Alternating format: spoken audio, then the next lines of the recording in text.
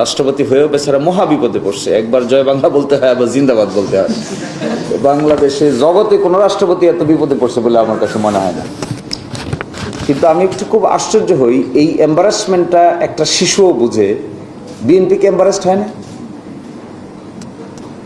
একটু আগেই দেখতেছি একটা ভিডিও বের হয়েছে, রাষ্ট্রপতি বলতেছেন যে তিনি কাকে সালাম করতে গেছেন কিন্তু তার সালাম নেন নাই। পরে বুঝতে পেরেছেন যেহেতু তিনি রাষ্ট্রপতি হবেন, সুতরাং সালাম নেওয়াটা, পায়ে ধরে সালাম নেওয়াটা ঠিক হয় নাই। সেই লোক এসে বাংলাদেশ জিন্দাবাদ বলতেছে, আবার সেই লোক রাষ্ট্রপতি আছেও। বিএনপি দেখলাম ভেরি হ্যাপি। তো এম্বারাসড হলে হ্যাপি হয়, এটা বিএনপিকে না দেখলে এরকম আজব চিজ জগতে আর আছে কিনা আমার কাছে খুবই আশ্চর্য মনে হয়। কেমন আজব চিজ, এরকম বক্তব্য দিচ্ছে, জিন্দাবাদ বলতেছে, তাকে আবার রাখতে হবে।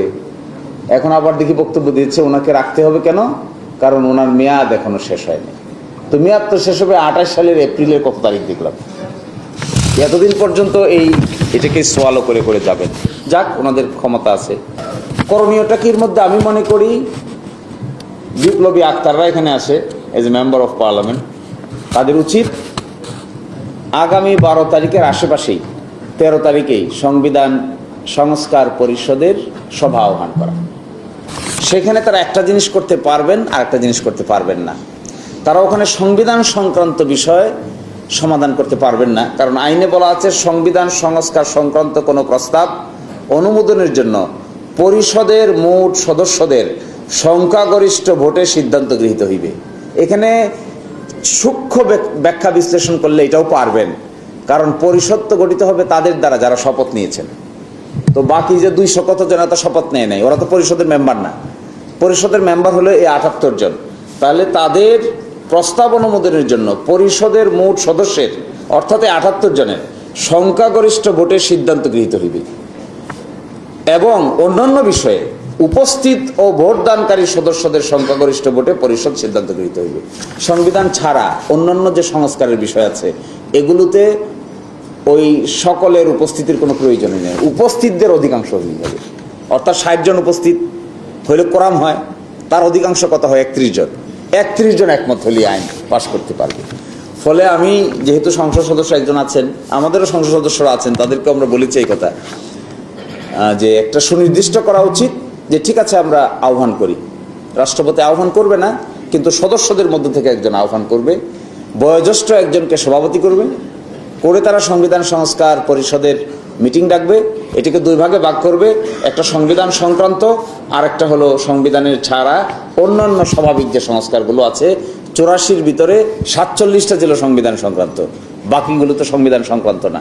সুতরাং এগুলো করতে কোনো আইনগত বাধা নাই। কোর্টের ফাংশন কি? আপনারা 2 জন বসে কিভাবে বুঝবেন দেশে বিপ্লব ঠিক হয়েছে না বেঠিক হয়েছে? আপনারা 2 জন বিচারক, তার মধ্যে একজন হলো আবার এই সরকারের আমলে অ্যাপয়েন্টেড বিচারক। তো আমি কোর্টে বললাম দাঁড়ায়, আচ্ছা মাই লর্ড, যদি এটা যায় তা আপনিও তো যান। যদি সংস্কার প্রস্তাব পুরাটা চলে যায় তা আপনি থাকেন? সব বাদ, বাদেই যদি দিতে হয় সব বাদ, চলেন আমরা 4 অগাস্টে যাই, let us go back to 4th August. তাহলে কি আপনি থাকেন? বলছেন না আমি থাকি না। তাহলে ওই দিন বসে আদেশ দেন, একটা টাইম মেশিন আবিষ্কার করে আমরা 4th অগাস্টে যাই, আর এর মাঝখানে যা হয়েছে সব একেবারে রিসেট। তখন আর কথাবার্তার অর্থাৎ আমার ধারণা একটা রাজনৈতিক সংকটকে কোর্টের বারান্দার ভিতরে টেকনিক্যাল ওকালতির কায়দায় মোকাবেলা করার যে তরিকা, এটা যে ভুল, এটা তো কয়েকবার প্রমাণিত হয়েছে। এটা কেয়ারটেকার সরকার মাধ্যমে প্রমাণিত হয়েছে, দেশে আগুন জ্বলছে। 5th অ্যামেন্ডমেন্ট, জিয়াউর রহমান সাহেবের পড়া 5th অ্যামেন্ডমেন্ট বাংলাদেশের সুপ্রিম কোর্ট ব্রাশ সাইড করে দিয়েছে, কিচ্ছু নাই। আমি জিজ্ঞাসা করলাম একজনকে, আপনাদের কি সামান্য পরিমাণ কাণ্ডজ্ঞান নাই? নিজেদের করা 5th অ্যামেন্ডমেন্ট, বাংলাদেশের one of the best ruler president Ziaur Rahman, তার করা 5th অ্যামেন্ডমেন্টের সবকিছু সুপ্রিম কোর্ট ব্রাশে সেট করে দিয়েছে। আর আপনারা আবার এই বিপ্লবের পরে কতগুলো আদেশকে নিয়ে আবার কোর্টে আসেন। এই কি কারবার? এটা কি সেন্সের অভাব নাকি? ফলে আমার কাছে মনে হয় যে একদিক থেকে মেজরিটি আছে, এই জন্য হয়তো ঘাড়ে জোর বেশি, কিন্তু মাথায় খুব জোর আসে বলে আমার কাছে মনে হয় না। যদি কারো মাথায় জোর থাকে তাহলে নিজেদের এই লফুলস নিয়ে কোর্টে যাওয়াটা একদম বোকামির দণ্ড ছাড়া কিছুই। এটা কেমন বোকামি হচ্ছে? আচ্ছা বলেন, এখানে বলা আছে আইনে এই আদেশ জারির অব্যবহিত পর অনুষ্ঠিতব্য জাতীয় সংসদ নির্বাচনের দিন এই আদেশ অনুসারে গণভোট অনুষ্ঠান করা হবে। তো গণভোট চ্যালেঞ্জ করছে, গণভোটের প্রশ্নকে চ্যালেঞ্জ করছে, তো নির্বাচন রয়ে গেছে। কি আশ্চর্য ব্যাপার, এত বোকা মানুষ হয়? গণভোটের 4টা প্রশ্ন, এই 4টা প্রশ্নকে বলছি কেন অসাংবিধানিক হবে না, আদালত রুলও দিয়েছে। তাহলে এই যে বাকি অংশ একই দিনে যে জাতীয় সংসদ নির্বাচন হলো তার কি হবে? মাথায় একদম না। এবং গত পরশুদিন না গতকালকে দেখেন না, একটা পত্রিকায় লিখেছে ইউনূস সরকারকে অবৈধ সরকার। এবং আমি শিওর আগামী 1-2 মাসের ভিতরে বর্তমান সরকারকে অবৈধ সরকার লেখার লোকও রেডি হয়ে বসে আছে। এবং আমি বলছিলাম যে এটা হলো প্যান্ডোরার বক্স ওপেন করতেছেন, বুঝতেছেন না তো? তো কেউ বলে যে কেমন করে প্যান্ডোরার বক্স, যে এমন এক প্যান্ডোরার বক্স ওপেন করতেছেন যা ঘুরে ফিরে নিজের দিকে আসবে, এবং এমন ভাবে নিজের দিকে আসবে যেটা আপনারা ট্যাকেল দিতে পারবেন না। তাহলে আপনি শুরুটা আটকাচ্ছেন না কেন? এটা তো ওই যে আমাদের এলাকা সুনামগঞ্জ, এখানে বর্ষার সময় জ্যৈষ্ঠী মাসে পানি আসে, প্রথম একটা সামান্য ফাটা হয়, তো এই ফাটা দিয়ে সামান্য একটু পানি ঢুকে 1 ঘন্টার ভিতরে এমন পানির স্রোত বাড়ে আর বাঁধ টাদ দিয়ে কোনো কিছু আটকানো যায় না। তো এখন যা করতেছি বিএনপি, সে মনে করতেছে আমি খুব খুশি। কেন খুশি? আমি তো একটা রুল পেয়ে গেছি। এই কয়দিন পরে যে নিজের জামা কাপড় নিয়ে টান দিবে, এইটা আর মাথায় তাদের একদম নাই। এই বাঁধ ভাঙ্গা জোয়ারের সামনে পড়বে।